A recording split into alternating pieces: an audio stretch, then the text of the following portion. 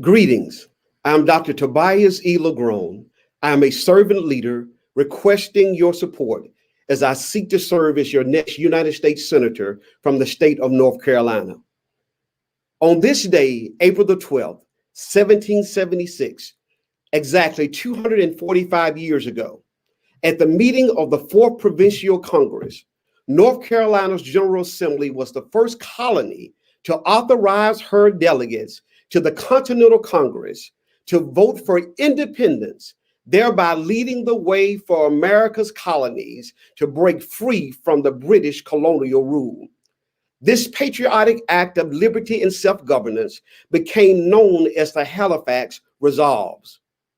Once again, history calls upon North Carolina to lead the way by serving as a brave example for our nation in this day and time. My question to you: will we allow the cynical voices of power-addicted politicians to further divide us through issues that wedge our loyalties and vex our soul? Or will we choose to think for ourselves? Will we choose to work together as civilized citizens? Or will we bring to fruition Dr. Martin Luther King Jr.'s stark warning when he said these words, and I quote, "Either we learn to live together as brothers and sisters, or we will perish together as fools." We know where the well-worn paths of division will take us, for the old path is illumined with the azure glow of red blood of a nation divided during the rebel days of a fractured union.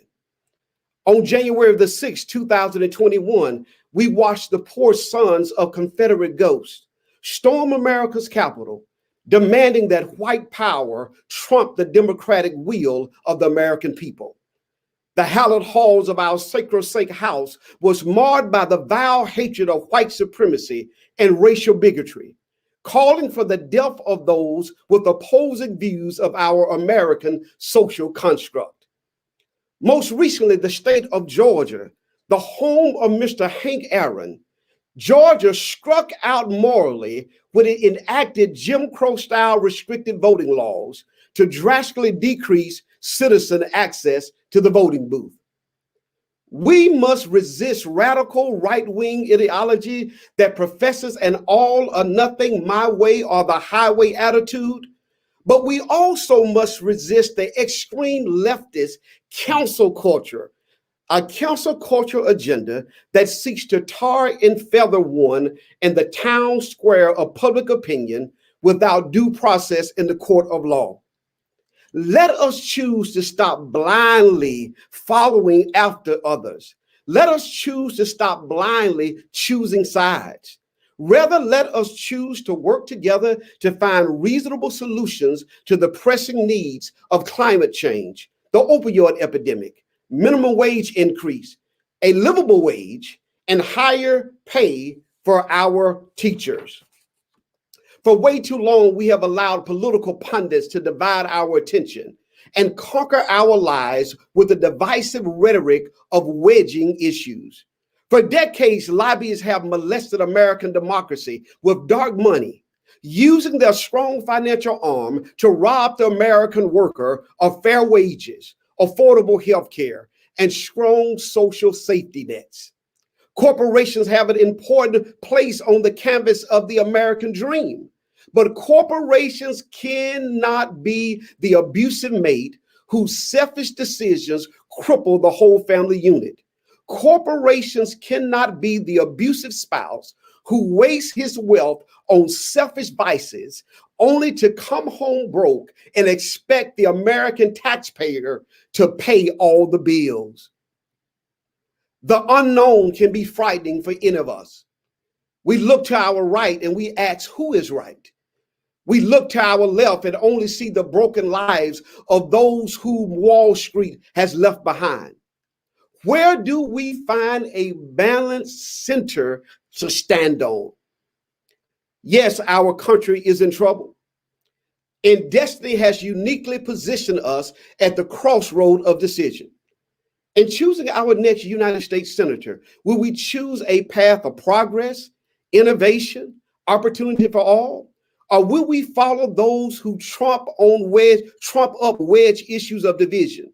Divisions that lead us down a well-worn path of disunion, of neighbor against neighbor, father against son, mother against daughter, son against son. Well, some ask, Dr. Lagrone, why you and why now? I believe that every person is born on purpose, for purpose, and with purpose. A major part of my God-designed purpose for over 30 years has been that of a servant leader, working on behalf of working families, preaching the good news of encouragement, counseling the emotionally wounded, coaching the bad-tempered teen, guiding the wandering entrepreneur, helping the hurting husband, and praying with the grieving mother. I am a servant leader, and I seek to bring this servant leadership model to the position of United States Senator. This day, you are presented with a choice.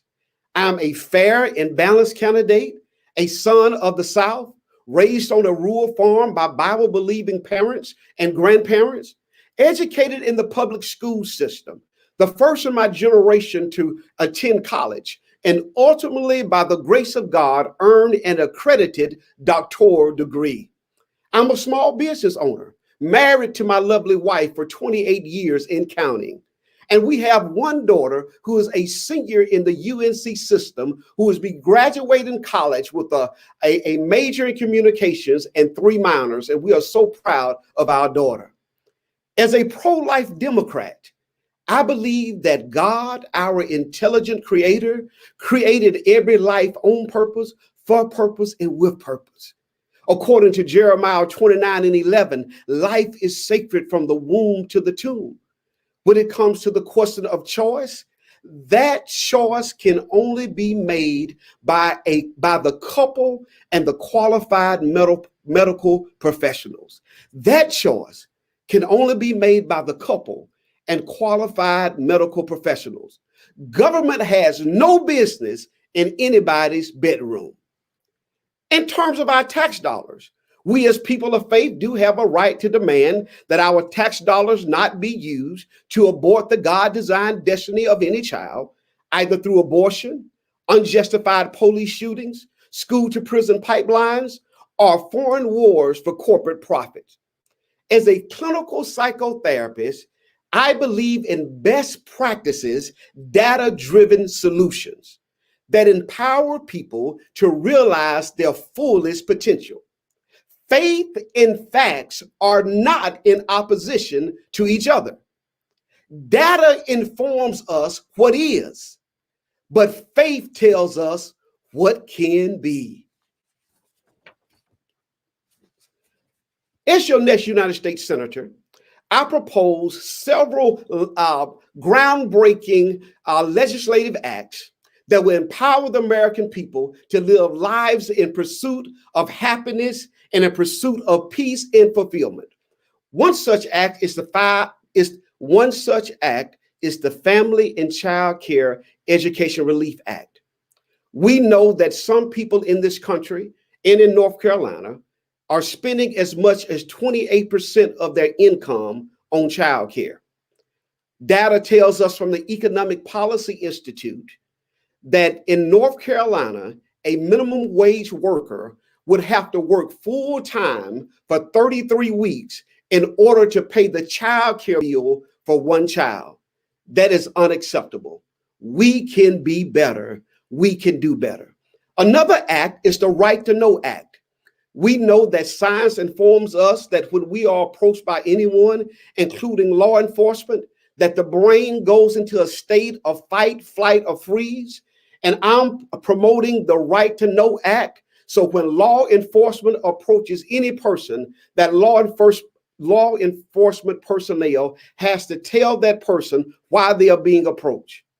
I'm also proposing the Law Enforcement Malpractice Act. We need no repeats like the mistreatment and the murder of Mr. George Floyd.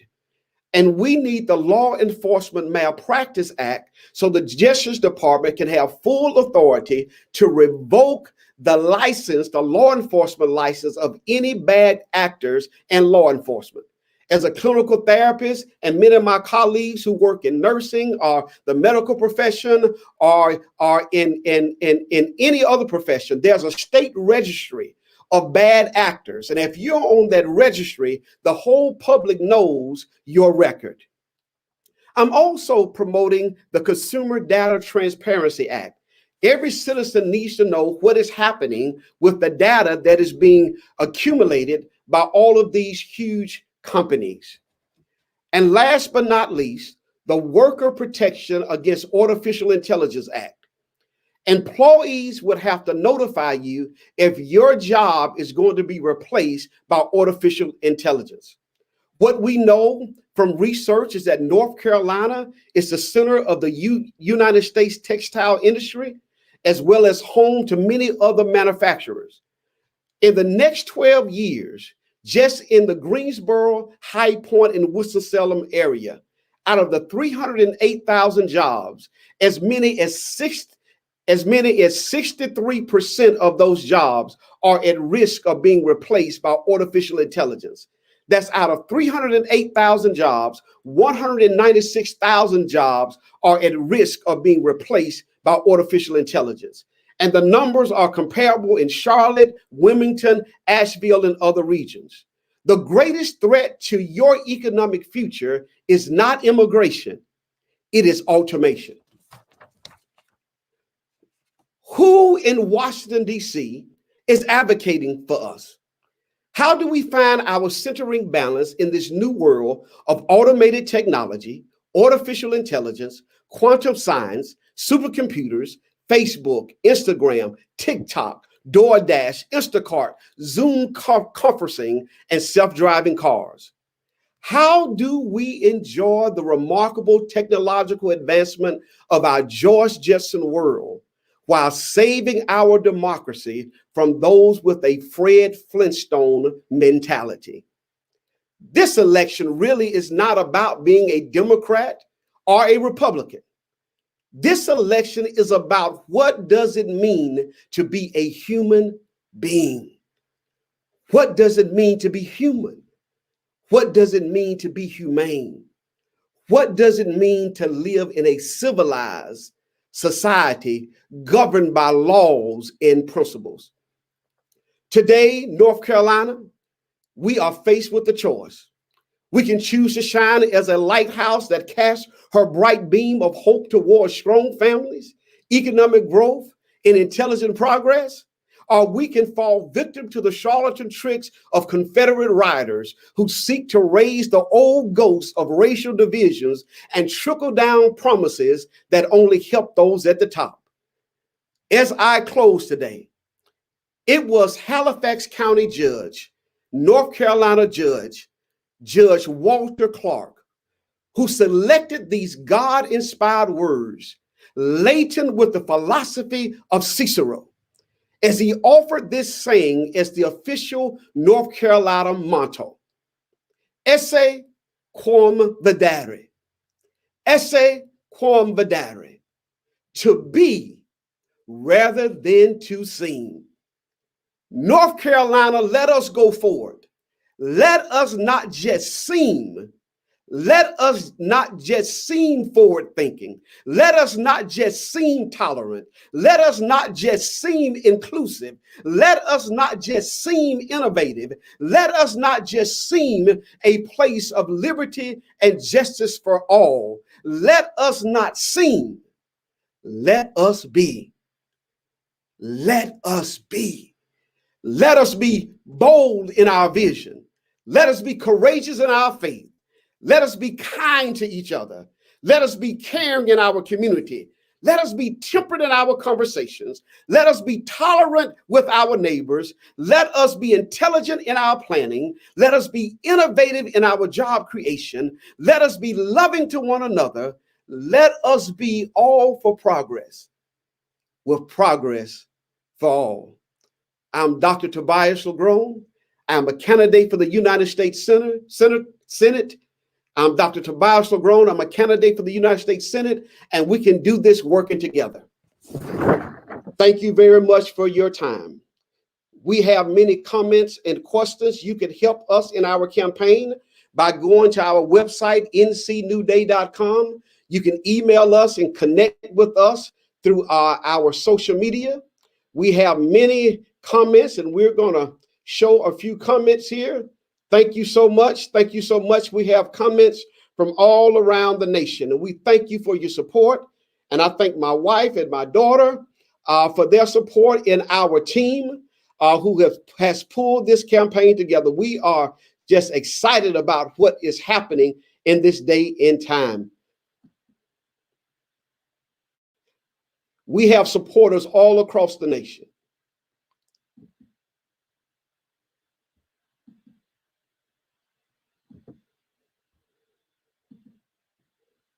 We're going to just show a few supporters here.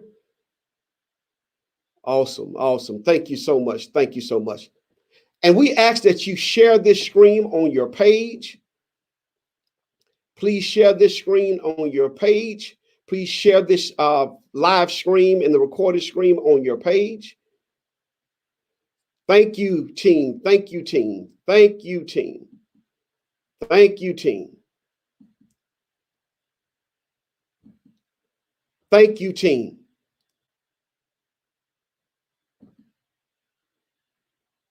Thank you, team. Thank you, team. Thank you, team. At the conclusion of this broadcast, you will be able to come back to this site and you will be able to give through this link. And we will have more information in regards to how you can support the campaign. Thank you very much. Thank you, Mom. Thank you.